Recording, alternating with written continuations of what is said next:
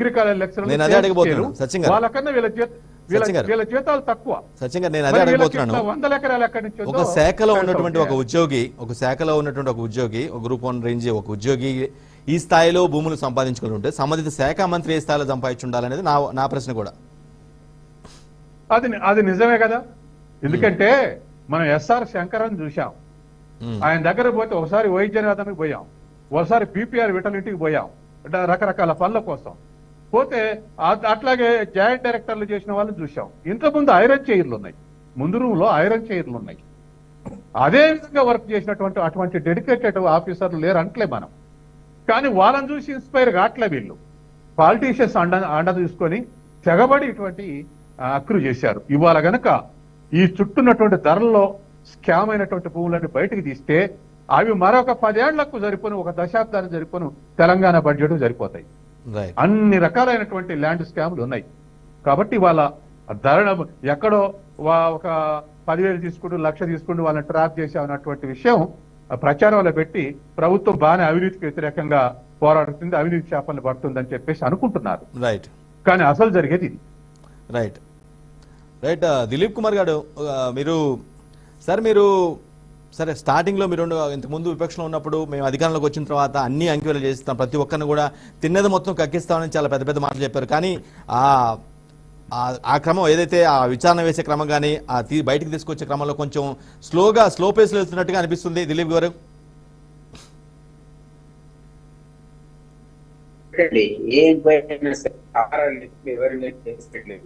Ultimate గా witness చేయకుండా ఇంతకుముందు మీరు అన్నట్టు కాళేశ్వరం మీద ఈ కమిటీ రిపోర్ట్ వచ్చిందన్నారు కదా, తర్వాత దాని మీద రిపోర్ట్ ఉంటుంది. అన్ఫార్చునేట్ గా మీరు ఏ కమిషనర్ వేయండి, ఏ ఎంక్వైరీ వేయండి, సంపూర్ణ ఆధారాలు సేకరించిన తర్వాతనే మీరు ఒకరిని ప్రాసిక్యూట్ చేయగలుగుతారు.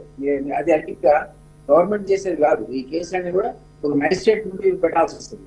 మెజిస్ట్రేట్ మీరు ఏం చేయలేదు, జ్యుడిషియల్ సిస్టమ్ లో జరుగుతున్నదంటే ఎంత ఫాస్ట్ ట్రాక్ కోర్టు పెట్టినా కూడా అది వాయిదాల మీద వాయిదాలు ఉంది. అందుకనే కొన్ని సందర్భాల్లో ఫ్రస్ట్రేట్ అవుతారు చాలా మంది. సార్ జస్టిస్ డిలేడ్ లాగా ఉంటుంది. కానీ నేను ఇంతకు చెప్పినట్టుగా ఒకసారి విచారణ అంటూ మొదలై 10 మంది అధికారుల మీద మీరు సస్పెండ్ చేసి ఇంకో 10 మందిని అరెస్ట్ చేసి ఎక్కడైనా బెయిల్ తెచ్చుకున్నా ఏం తెచ్చుకున్నా ఈ వ్యవస్థ అప్పుడు భయపడుతుంది, అధికారులు భయపడతారు, లంచగొడ్డలు భయపడతారు. ముందు అసలు ఇంతకుముందు అధ్యక్ష గారు అన్నట్టుగా ఆనెస్ట్ అధికారులు ఎవరు ఆ లిస్టు నేను తీసుకోవాలి, తీసుకొని వాళ్ళను గతంలో ఆనెస్ట్ మోడల్ పంపించారు. ఆకులు లాంటి వాడు కుర్చీ వాళ్ళు లేని ఆఫీసులో పనిచేస్తే రిజైన్ చేసి వెళ్ళిపోయాడు, సర్వీస్ వెళ్ళిపోయి. సో ఇట్లాంటి మన రాకుండా ఎవరైతే ఆనెస్ట్ ఆఫీసర్స్ ఉన్నారో చాలా మంది ఉంటారు డిపార్ట్మెంట్లలో, వాళ్లకు ప్రాధాన్యత ఉన్నటువంటి పోస్టులు ఇవ్వకుండా అప్రధాన్యత పోస్టులు ఇస్తారు. ఎవరు డబ్బులు తీసుకుంటాడో వాడికి పోస్టులో పెట్టు. వాడు ఆఫీస్ సాయంత్రం 5 తర్వాత స్టార్ట్ అవుతుంది, అందరికి 5 వరకు ఉంటే వీడు ఆఫీస్ 5 తర్వాత స్టార్ట్ అయ్యి అర్థం నడుస్తుంది. దీన్ని ముందు కంట్రోల్ చేసుకోవాలి. మీరు అన్నట్టుగా వెంటనే ఇంటర్వ్యూ చేసి వెంటనే ప్రాసిక్యూట్ చేసే పరిస్థితి సిస్టమ్ లో ఉండదు. అది ఎవరైనా ఏగా ఉంటేనా. కానీ ఇది మాకు ఉండాలని పట్టుకుంటే డెఫినెట్లీ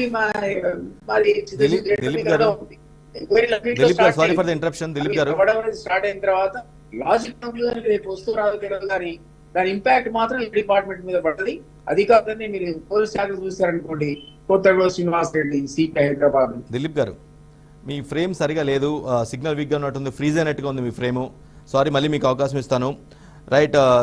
రాములు గారు, మీరు మీ రూలింగ్లోనే ఈ పెద్ద ఒక చిన్న తిమింగళ లాంటి శివబాలకృష్ణ లాంటి వ్యక్తి బయటపడ్డాడు. అంటే అక్కడ మీ రూలింగ్ లోనే ఎక్కువ సంపాదించుకున్నాడు అనేది ప్రధానంగా చాలా మంది చెప్తున్నారు. బీజేపీ కానీ లేదంటేనో కాంగ్రెస్ కానీ, బీజేపీ కానీ కాంగ్రెస్ కానీ వాళ్ళ బీఆర్ఎస్ రూలింగ్ లోనే ఇదంతా జరిగింది, వాళ్ళ మద్దతుతోనే, ప్రభుత్వంలో ఉన్నటువంటి కీలక వ్యక్తుల మద్దతుతోనే ఇదంతా జరిగింది అనేది బలంగా చెప్తున్నారు. సో ఇటువంటి ఆరోపణలు చేస్తున్నప్పుడు మీరు అది పాలక పక్షంపై దాడి చేస్తున్నారే తప్పించి మీరు సమాధానం ఇవ్వట్లేదా అనిపిస్తుంది. అట్లా ఏముండదు సార్, మీరు వారి నేపథ్యం చూడండి. వారి ఉద్యోగ రీత్యా వారి నేపథ్యం చూసుకుంటూ వస్తే వాళ్ళ ఫ్లాష్ బ్యాక్ కూడా చూసుకోలేదు సార్. ఇప్పుడు మా ప్రభుత్వంలో జరిగింది అనేది కాకుండా ఈ ఆరోపణ అనేది వేరు. ఇప్పుడు ప్రభుత్వం వచ్చింది, కాంగ్రెస్ ప్రభుత్వం వచ్చింది, ఇప్పటికీ 15 రోజులు అయింది. మరి నిర్ధారణ చేయలే కదా సార్, నిరూపించలే కదా. మరి ప్రభుత్వం ఇప్పుడు బీఆర్ఎస్ ప్రభుత్వానికి ఉన్న సంబంధం అనేది నిరూపణ చేయాలి. ఇప్పుడు రాష్ట్ర వ్యాప్తంగా సిఐడి ఉంది, ఏసీబీ ఉంది, మరి కేంద్ర ప్రభుత్వానికి సంబంధించిన స్వయం ప్రతిపత్తి గలటువంటి డిపార్ట్మెంట్లు కేంద్ర స్థాయిలో ఉన్నటువంటివి మరి సిబిఐ ఉంది, ఈడీ ఉంది. వాటి ద్వారా ఇంకా గత ప్రభుత్వం మీద విచారణ చేపట్టి పట్టుకోవాలి. రాములు గారు అన్ని శాఖల్లో జరిగిన అవినీతి పైన ఖచ్చితంగా విచారణ వేస్తామని చెప్తున్నారు. మేబీ కొంచెం స్లోగా నడుస్తుంది, ఆ విచారణ స్లో పేస్ లో నడుస్తుంది. తాత్కాలికంగా మాట్లాడి తాత్కాలికంగా సంతోషం కోసం చేసుడు కాదు. చేస్తుందంట మేము ముందే చెప్తున్నాం, పారదర్శకంగా ఉండాలి. అవినీతి అధికారులు కావచ్చు, అవినీతి నాయకులే కావచ్చు, ఎంకరేజ్ చేసేటువంటి అంశం కాదు. ప్రజాస్వామ్యతంగా ప్రజాస్వామ్య పద్ధతిలో ఉన్న పార్టీ బీఆర్ఎస్ పార్టీ, ప్రజల సంక్షేమం కోరి బీఆర్ఎస్ పార్టీ. మీకు రిక్వెస్ట్, మీరు టైటిల్ ఏం పెట్టారు? తెలంగాణ అడ్డ అక్రమాలకు అడ్డా సార్. తెలంగాణ అడ్డ అనేది పోరాటాల గడ్డ సార్. ఆ టైటిల్ కాకుండా ప్రభుత్వ ఉద్యోగుల అవినీతి అడ్డం పెట్టండి. ఎందుకంటే వాళ్ళు ప్రభుత్వ ఉద్యోగులు అనేది ఇప్పటి నుంచి కాదు సార్, వాళ్ళు మార్పు వస్తలేదు. మీ ప్రభుత్వం కట్టడి చేసి ఉంటే, మీ ప్రభుత్వం అతన్ని కట్టడి చేసి ఉంటే, మీ ప్రభుత్వం వ్యక్తులు సహకరించకపోతే ఆ విధంగా ఆయన తయారయ్యేది కాదేమో. అధికారులు చేతివాటం అధికారులు అలవాటు పడ్డాడు. ఏ ప్రభుత్వం ఉన్నా వాని పని వాడు చేసుకుంటూ పోతాడు. ఇప్పుడు ఉన్నటువంటి అధికారులు ఇప్పుడు లేరా? ఇప్పుడు పేర్లు పెట్టాలన్నా, పేర్లు మొదలు బయట పెట్టాలన్నా చాలా మంది ఉన్నారు సార్, చాలా మంది అధికారులు ఉన్నారు. మళ్ళీ అధికారులు ఈ రోజు మళ్ళీ ముఖ్యమంత్రి గారి దగ్గరకు వచ్చి బొకేలు ఇచ్చి అలై బలై చేసుకొని శాలలు కప్పి కిలకిలకి అవుతున్నారు సార్. చూస్తలేమో సార్? తెలియదా? ప్రభుత్వం తెలియదా?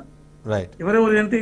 గతంలో రంగారెడ్డి జిల్లా కలెక్టర్గా పనిచేసిన వాళ్ళు, గతంలో హైదరాబాద్ జిల్లా కలెక్టర్గా పనిచేసిన వాళ్ళు, మిగతా డిపార్ట్మెంట్లో పనిచేసిన వాళ్ళు ఇవన్నీ ఉన్నారు సార్.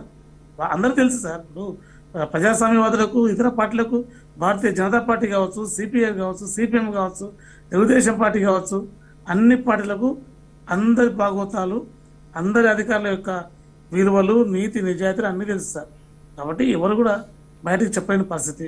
సరే, ఇప్పుడు శివబాలకృష్ణ అంటాడు దొరికిండు, వాని ద్వారా ఇంకా బయటకు వెళ్ళపుచ్చాలి. ఈరోజు అసెంబ్లీలో ఈరోజు కూడా అలాంటి వాళ్ళు ఉంటే మీరు పట్టుకోండి, మీ ప్రభుత్వం వచ్చింది, మేము సహకరిస్తామని చెప్పింది. హరీష్ రావు గారు చెప్పారు, మాజీ మంత్రులు చెప్పారు సార్. దీన్ని ఎవరు సమర్థించారు సార్?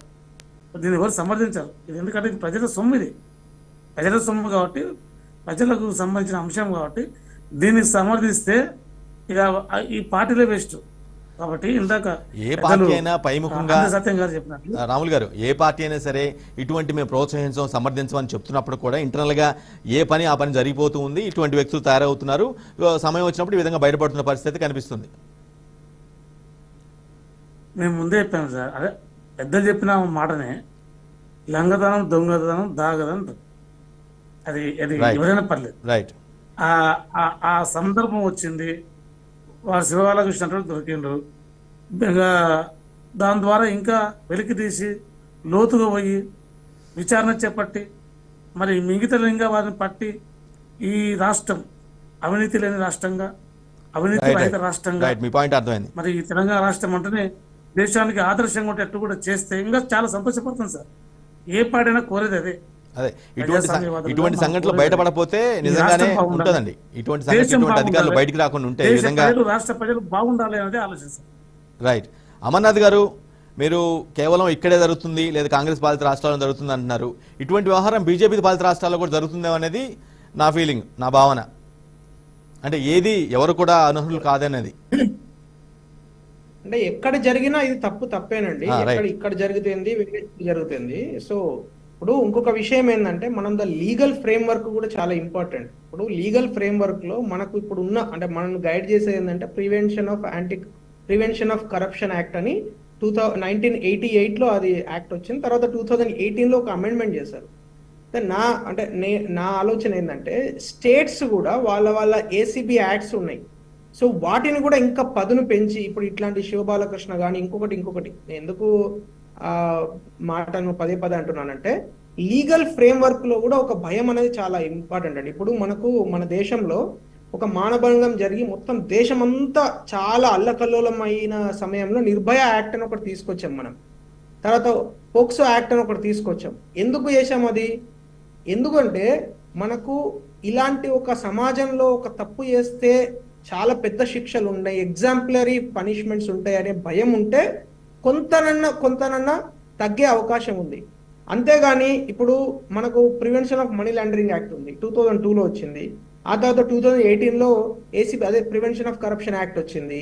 ఇంకా దాన్ని పదును పెట్టి ఇంకా స్టేట్స్ లో వాళ్ళు ఇప్పుడు పంచాయతీ రాజ్ యాక్ట్స్ ఇవన్నీ మార్చుకుంటాం కదా, స్టేట్ సబ్జెక్టే కాబట్టి. ఈవెన్ కరప్షన్ కూడా రీసెంట్ గా పార్లమెంట్ లో భారతీయ న్యాయ సంహిత ఏదైతే ఇండియన్ పీనల్ కోడ్ ప్లేస్ లో వచ్చిందో దాని ప్రకారము స్టేట్స్ లో కూడా ఎస్పెషల్లీ కరప్షన్ విషయంలో ఖచ్చితంగా ప్రివెన్షన్ ఆఫ్ కరప్షన్ యాక్ట్స్ ఇంకా బలపరుచుకోవచ్చు. సో స్టేట్ గవర్నమెంట్స్ ఏం ఆలోచించాలంటే ఎస్ అది అధికారుల కరప్షన్ అయితేనేమి, రాజకీయ నాయకుల కరప్షన్ అయితేనేమి, ఎనీ టైప్ ఆఫ్ కరప్షన్ ను ఖచ్చితంగా దాన్ని అడ్రస్ చేయాల్సిన అవసరం ఉంది. ఒకటి నెంబర్ 1 అంటే మొట్టమొదటి సొల్యూషన్ ఏంటంటే ఒక లా అనేది ఎప్పుడైనా యాక్ట్ చేసినంత మాత్రమే సరిపోదు, కానీ యాక్ట్ కూడా చాలా స్ట్రాంగ్ ఉండాలి. 2 ఆ యాక్ట్ ను చాలా మెటిక్యులస్ గా మనము అమలు చేసుకోవాలి. ఎందుకంటే ఇది చాలా చిన్న స్థాయి నుంచి వెళ్ళిపోతుంది. ఒక కరప్షన్ యాంటీ కరప్షన్ ఎవరైనా కంప్లైంట్ వచ్చింది అనుకోండి, ఒక చిన్న పోలీస్ స్టేషన్ లెవెల్లోనే సెటిల్మెంట్ చేసేసారు అనుకోండి, ఈ కథ మాది ఎవరికి దృష్టికి కూడా రాదు. అట్లా కాకుండా చాలా సిస్టమేటిక్ గా కేసును బిల్డ్ చేసి, ఎందుకంటే చాలా కరప్షన్ కేసెస్ లో మీకు అంతా చాలా మొత్తం దేశాన్ని చేసిన బోఫోర్స్ కేసు కావచ్చు, very recent running out of time. Amarnath గారు concluding remarks we are running out of time. 30 seconds. Make your ఇప్పుడు point. 2G స్కామ్ కావచ్చు, ఇలాంటి స్కామ్స్ లో లాజికల్ కంక్లూజన్ కు వెళ్ళే ప్రయత్నంలో ఏమైతుందంటే over a long period of time 4 ఏళ్ళు 5 ఏళ్ళు కేసు నడిచినప్పుడు ల్యాక్ ఆఫ్ ఎవిడెన్స్ అనే దాంతో ఆ దోషులు యాక్విట్ అవుతున్నారు. యాక్విట్ అయ్యేసరికి ఏమైతున్నదంటే ఏమైతారు అబ్బాయి ఒక 2-3 ఏళ్ళు అట్లనే సాగుతూ ఉంటది, నా అంతే మనమే బయటకు వచ్చేస్తాం అనే ధైర్యము ఇలాంటి దుర్మార్గులలో చాలా ఎక్కువైపోయింది. అందుగురించే వెరీ నిర్భయ యాక్ట్ అయితే స్ట్రాంగ్ ఉందో యాంటీ కరప్షన్ యాక్ట్స్ కూడా అంత స్ట్రాంగ్ ఉండాల్సిన అవసరం ఉంది ఇండియాలో. ఎందుకంటే కరప్షన్ అనేది ఒక స్టేటస్ సింబల్ కాదు, కరప్షన్ అనేది ఒక యాటిట్యూడ్ కాదు, కరప్షన్ అనేది చాలా పెద్ద దుర్మార్గమైన తప్పు అనేది మన నెక్స్ట్ తరం